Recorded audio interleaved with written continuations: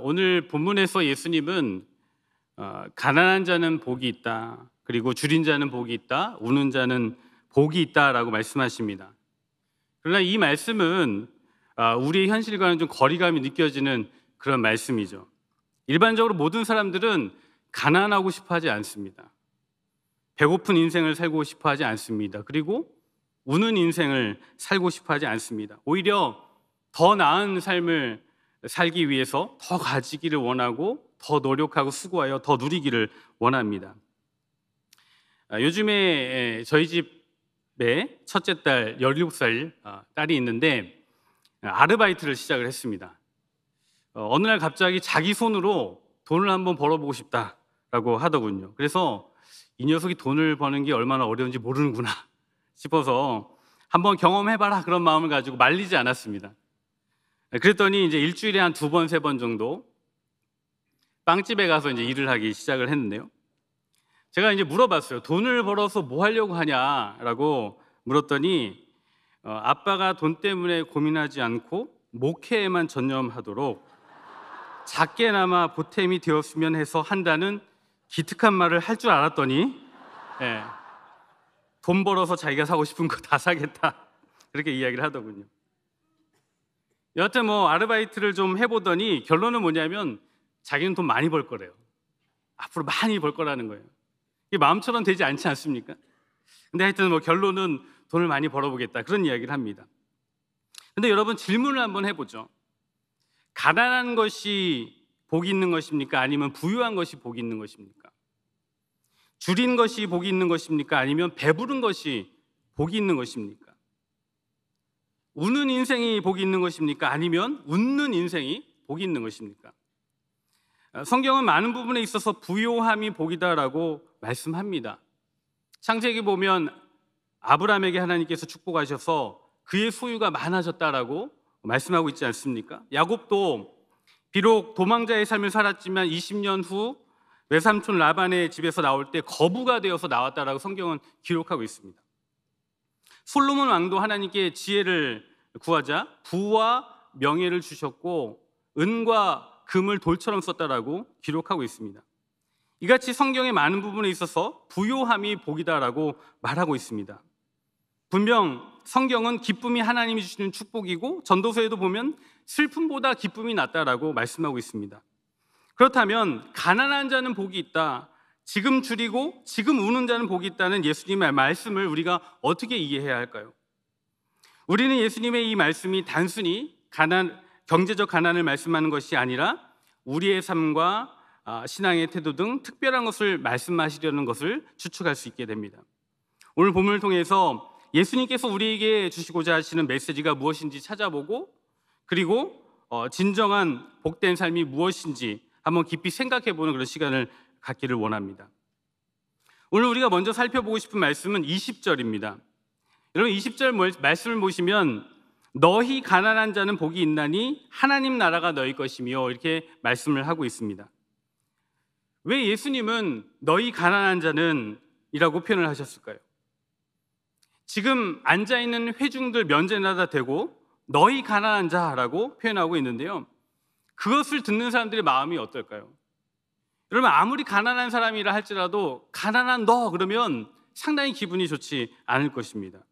그런데 그 면전에다 대고 주님은 말씀하고 있는 거예요. 너희 가난한 자들. 그렇다면 예수님께서 너희 가난한 자들이라고 표현한 것을 우리가 어떠한 맥락에서 어떠한 의도로 이해해야만 할 것인가? 일반적으로 가난이라고 하면 물질적 궁핍함, 경제적 어려움을 떠올리기가 쉽습니다. 그러나 예수님께서 너희 가난한 자라고 말씀하신 이 장면을 가만히 보면 가난이 단지 어떤 경제적인 개념만이 아니라는 것을 짐작할 수 있습니다. 바로 앞의 문맥을 좀 이렇게 자세히 좀 살펴보시면 누가복음 6장 12절에서 19절에서 예수님께서 제자들을 세우십니다. 밤을 새워 가시면서 기도하신 후에 철야를 하신 후에 12제자를 선택하시죠. 그런데 그 본문을 보면 그 12제자들 외에도 수많은 제자들, 예수님을 따르는 수많은 제자들이 있었다는 사실을 알 수 있습니다. 그들이 누군가 하면 예수님을 따르는 것을 삶의 최우선으로 여기고 주님을 따랐던 그런 사람들입니다. 근데 그 사람들에게 주님께서 말씀하시는 거예요. 너희 가난한 자는 복이 있나니. 그리고 그들을 향하여 하나님 나라를 소유한 자들이다라고 말씀하신 것입니다. 이것을 볼 때에 이 말씀은 단순히 어떤 경제적 가난의 개념을 말씀하는 것이 아니라 하나님의 나라의 관점에서 복음을 말씀하고 있는 것이죠. 여러분 혹시 최춘선 할아버지라고 혹시 아세요? 최춘선 할아버지라고. 제가 대학생 시절에 한국교회에 크게 파장을 일으켰던 어르신입니다. 김우연이라는 감독이 지하철에서 맨발로 돌아다니며 전도하는 한 노인을 발견하고 유심히 그 노인을 살펴보았습니다. 정신 나간 광신도 같이 보이는 그 노인이 어떤 분인가 유심히 관찰하기 시작했습니다. 그리고 가만히 살펴볼 때 이 사람이 범상치 않은 사람이라는 것을 직감하게 됩니다. 그래서 이 사람이 감독이잖아요, PD잖아요. 그래서 이 할아버지를 취재하기 시작했습니다. 김우연 감독에 의해서 이 노인의 실체가 드러나기 시작했는데, 그는 단순히 맨발로 지하철을 돌아다니는 정신나간 광신도가 아니라 70년대 김포 일대에 상당한 땅을 소유한, 그리고 70년대에 자가용 5대를 소유했던 재력가였다는 것입니다. 그리고 일본 동경 와세다 대학에서 유학을 한, 그리고 5개 국어에 능통했던 재력가였다는 것입니다. 그리고 김구 선생님과 함께 독립운동을 펼쳤던 독립투사였기도 했습니다.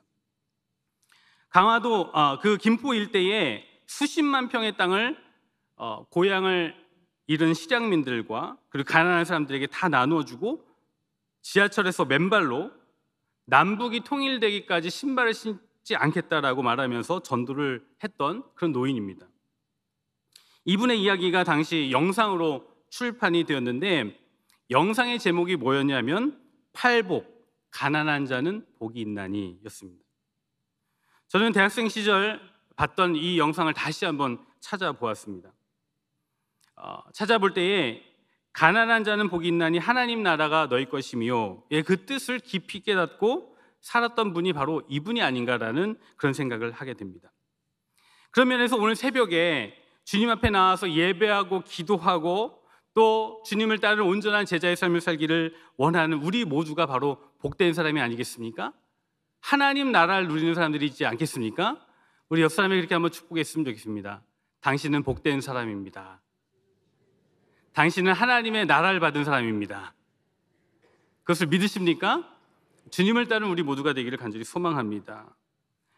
또 하나 본문에서 살펴보고 싶은 표현은 21절이에요. 21절 보시면 지금 줄인 자는 복이 있나니 너희가 배부름을 얻을 것이며 지금 우는 자는 복이 있나니 너희가 웃을 것이며, 이렇게 말씀하고 있습니다.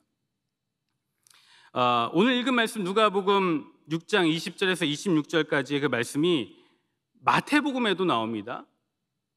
산상순이라는 이름으로 마태복음에도 기록되어져 있는데, 예수님께서 가르치셨던 이 말씀이 누가복음과 마태복음이 비교를 해보면 조금씩 좀 다릅니다. 마태복음 5장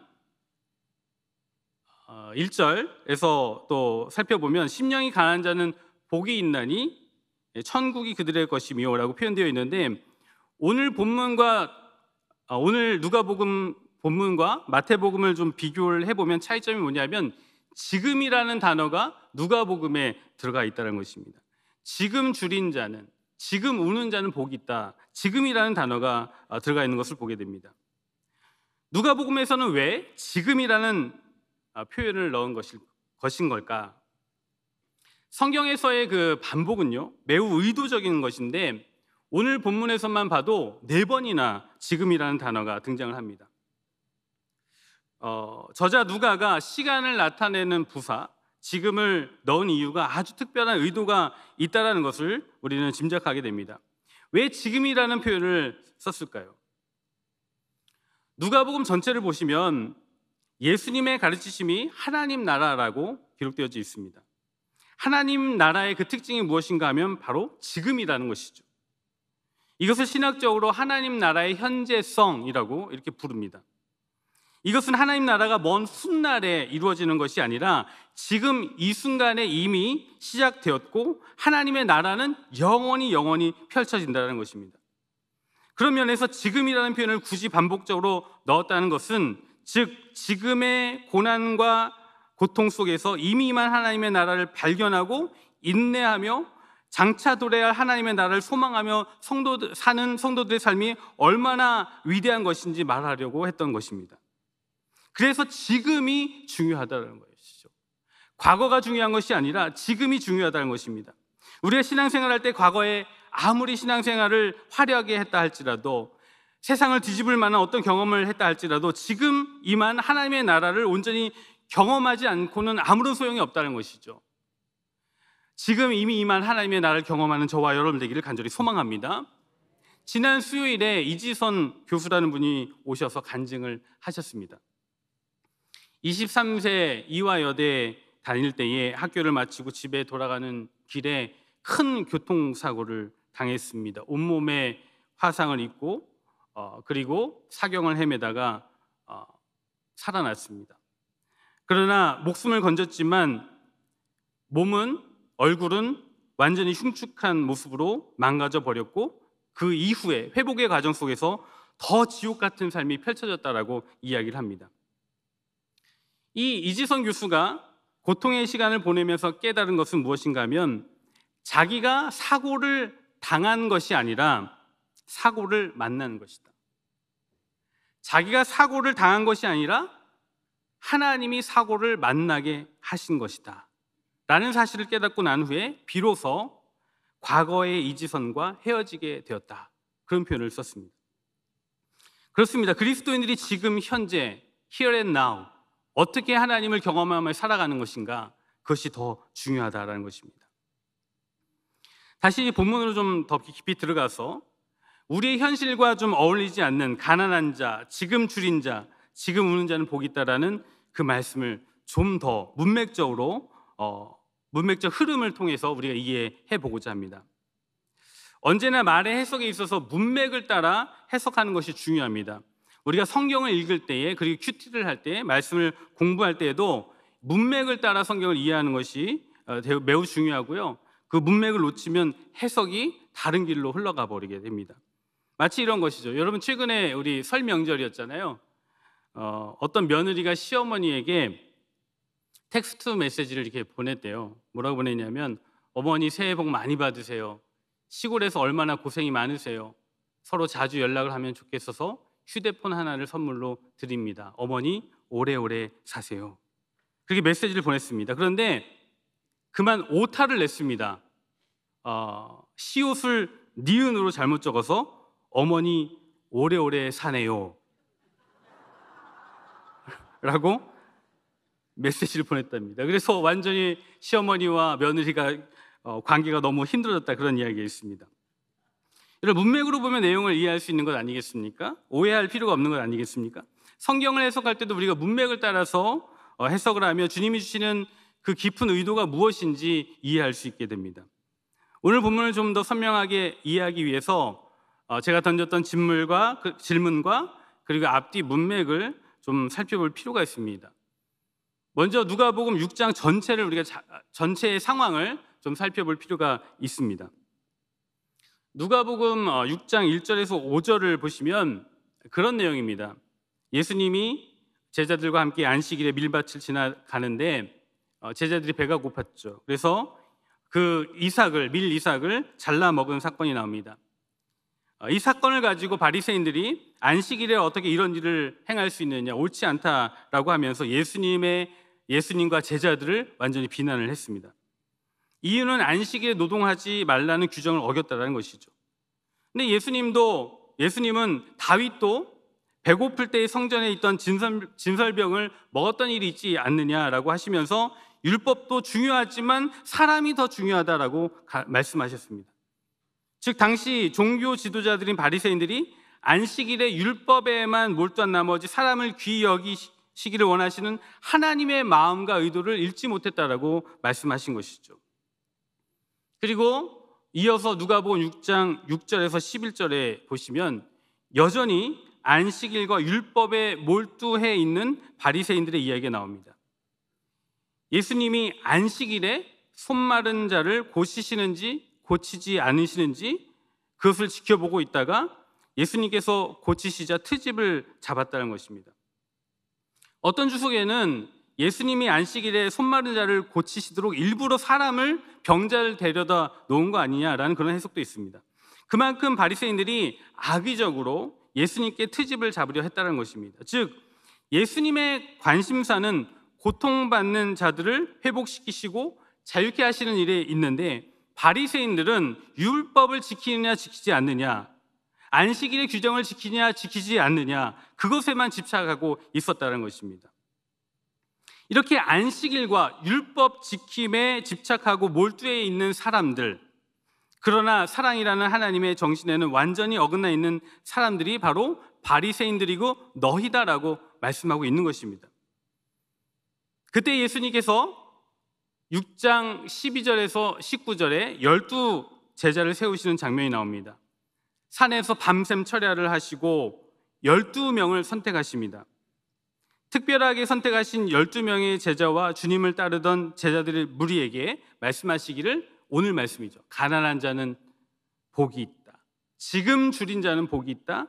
지금 우는 자는 복이 있다라고 말씀합니다. 사실 맥락적으로 보면 율법 지킴에 집착하고 몰두하고 있는 바리새인들과 상종하지 말라. 그들의 행동을 절대로 따르지 말고 그들의 삶을 조금도 따라하지 말라. 그렇게 가르쳐야 하는 것이 옳지 않겠습니까? 자연스럽지 않겠습니까? 그런데 오히려 가난한 자는 복이 있다. 지금 줄인 자는 복이 있다. 지금 우는 자는 복이 있다라고 말씀합니다. 그리고 뒤에 이어지는 이야기는 또 맥락상 참 이해하기 힘든 부분이 있죠. 6장 27절에서 31절에 보시면 원수를 사랑하라, 미워하는 자를 선대하고 저주하는 자를 위하여 축복하라, 이 뺨을 치면 저 뺨을 돌려대라, 그런 말씀이 이어집니다. 이 메시지는 갑자기 왜 나오는 겁니까? 문맥적으로 보면 오늘의 말씀의 핵심은 이것입니다. 인간의 힘으로 복을 얻으려 하여도 되지 않는다는 것입니다. 인간의 힘으로 율법을 잘 지키려 하여도 되지 않고 아무리 사랑하려고 하여도 되지 않는다는 것입니다. 자신만의 율법과 기준을 만들어 놓고 기준에 들어오지 않으면 트집을 잡고 아니면 짓밟아 버리는 인간의 본능, 원수를 절대로 용납하거나 사랑할 수 없는 본능에서 인간은 절대로 헤어날 수 없다는 것입니다. 왜냐하면 이것이 인간이 살고 있는 인간의 삶의 방식이고 그리고 인간 세계의 생태계이기 때문에 그렇다는 것입니다. 여러분, 우리는 무능하고 전적으로 타락한 존재들입니다. 우리 주변에 일어나는 상황들 한번 보십시오. 이 시대가 그런 상황을 극명하게 보여주고 있는 상황들이라고 생각을 합니다. 원리 원칙을 지켰느냐 아니면 지키지 않느냐, 자기들이 만들어 놓은 그 원리 원칙을 가지고 트집을 잡고 이편 저편 갈라대고 있는 것이 바로 대한민국이고 지금 우리가 살고 있는 그런 사회임을 보게 됩니다. 그리고 서로 원수처럼 여기고 죽이지 못해서 안달나 있는 것이 바로 우리가 보고 있는 이 세상의 그런 모습입니다. 가만히 보면 교회 안에서도 그런 일들이 일어나고 있죠. 교회 안에 성도들 사이에서도 얼마나 이상한 일들이 많이 일어납니까? 자신만의 논리와 규정을 만들어 놓고 사람들이 영적으로 살아나고 치유받고 회복받는 일에는 안중에도 없고 트집 잡는 일에 몰두합니다. 주도권을 누가 가지느냐에만 관심이 있습니다. 그러는 가운데 교회는 생명력을 잃어가고 점점 사라지게 되는 것이죠. 그런데 예수님께서는 특별히 12 제자를 부르시고 함께 있는 수많은 자들에게 원수를 사랑하라, 너희를 저주하는 자를 위하여 축복하고 한편 뺨을 때리는 자에게 반대편 뺨을 돌려대라, 너희를 모욕하는 자를 위하여 기도하라, 이렇게 말씀을 하신다는 것이죠. 근데 생각해 보면 신기하게도 이게 되지 않는다라는 거예요. 인간의 노력과 힘으로 되지 않는다는 것입니다. 기독교 2000년 역사 속에서 이 가르침이 아직도 이루어지고 있지 않습니다. 교회에서 한편 뺨을 맞으면 우리는 어떻게 합니까? 반대편 뺨을 돌려대기는커녕 한편 뺨을 때리면 죽탱이를 날려버리는 그래야지 속이 시원한 그런 사람들이 우리들 아니겠습니까? 원수는커녕 나보다 조금 잘 나가는 사람, 조금 더 인정받는 사람, 조금 더 영향력 있는 사람이 생기면 오히려 미워하고 어떻게 해서든 끌어내려 하는 일이 교회 안에서 일어나고 있지 않습니까? 나를 먼저 미워하는데 어떻게 먼저 선대하겠습니까? 가만히 있는 나를 험담하고 미워하는데 어떻게 축복합니까? 우리가 이것을 할 수 없기에 예수님께서 십자가에 죽으셨다는 것입니다. 가난한 자는 복이 있나니 주님 앞에 율법적으로 행위적으로 영적으로 아무것도 할 수 없음을 알고 가난한 심령으로 주 앞에 나오는 자는 복이 있나니, 자신이 영적 파산자라는 사실을 알고 죽었다가 깨어나도 원수를 사랑할 수 없고 나를 저주하는 자를 축복해 줄 수 없고 모욕하는 자에게 선대할 수 없다는 사실에 가난함과 궁핍함을 아는 자는 복이 있나니, 나 자신이 얼마나 무능하고 남을 용서하고 받아들일 실력이 없는 자임을 알고 내 힘으로는 도무지 할 수 없음을 깨닫고 전적으로 하나님을 의지하고 하나님이 주시는 풍성한 은혜를 간절히 바라고 소망하는 너희 가난한 자는 복이 있나니. 무엇보다도 지금 줄인 자가 되어서 배고픈 자가 되어서 하나님의 은혜와 자비의 굶주려 헐떡이며 하늘에서 떨어지는 부스러기 은혜라도 내게 주십시오라고 자신의 비천함을 직면하며 하나님의 은혜와 사랑을 내려주시도록 소망하는 자, 하늘의 양식으로 배불리기를 소망하며 굶주린 자는 복이 있나니 결국 하나님이 먹이실 것이고 배부르게 하실 것이다. 하나님 나라가 너에게 이미 임하였다 말씀하시는 것입니다. 지금 내가 만든 율법 기준에 들어오지 않으면 그것을 트집거리로 삼아서 함부로 말하고 상대방의 인격을 짓밟고 트집을 잡아 죽이려는 내 안의 과격함과 무자비함과 극단적인 공격성을 내려놓지 못해서 지금 우는 자는, 지금 눈물 흘리며 눈물을 훔치는 자는 복이 있나니, 나를 죽기까지 사랑하신 주님의 사랑을 경험했지만 나를 모욕하고 하대하고 핀잔을 주고 함부로 말하고 이유 없이 미워하고 억울하게 만든 자를 용서할 수가 없어서 지금 우는 자, 눈물을 훔치며 눈물 흘리는 자는 복이 있나니 하나님 나라가 너희 것이비요. 여러분, 우리 주님께서 이런 우리를 위해서 십자가에 죽으신 줄 믿습니다. 하나님은 영적인 가난한 자임을 알고 영적 파산자임을 알고 십자가 앞에 엎드려 나는 할 수 없습니다. 내 능력으로는 이 죄된 본성에서 벗어날 수가 없습니다. 저는 처참한 지옥에 던져져야 하는 그런 존재입니다라고 고백하는 사람들, 저는 죽었다 깨어나도 원수를 사랑할 수 없고 저를 모욕하고 저를 이용해 먹었던 사람들을 절대로 용서할 수 없다라며 나를 불쌍히 여기소서라고 하나님의 은혜에 굶주려 있는 자들, 그리고 지금 이 순간 그러고 있는 나를 불쌍히 여겨주시고 긍휼히 여겨주시고 하나님 나를 긍휼히 여겨주십시오라고 눈물 흘리는 자들 위해서 우리 예수님은 십자가에서 죽으셨고 하늘의 신령한 복을 우리에게 허락하여 주셨다는 것입니다. 그리고 하나님의 나라를 기업으로 우리에게 허락하여 주셨다는 것입니다. 시편 32편 1절에서 2절 말씀을 보면 이렇게 말씀합니다. 허물의 사함을 받고 자신의 죄가 가려진 자는 복이 있도다. 마음에 간사함이 없고 여호와께 정죄를 당하지 아니하는 자는 복이 있도다. 하나님, 제게 가난함을 주옵소서, 줄인 마음을 주옵소서, 십자가 앞에 우는 자가 되게 하셔서 주님의 복을 누리고 하나님의 나라를 누리는 저가 될 수 있도록 인도하여 주시옵소서. 그렇게 기도하며 나아가는 우리 모두가 되기를 주님의 이름으로 축원합니다.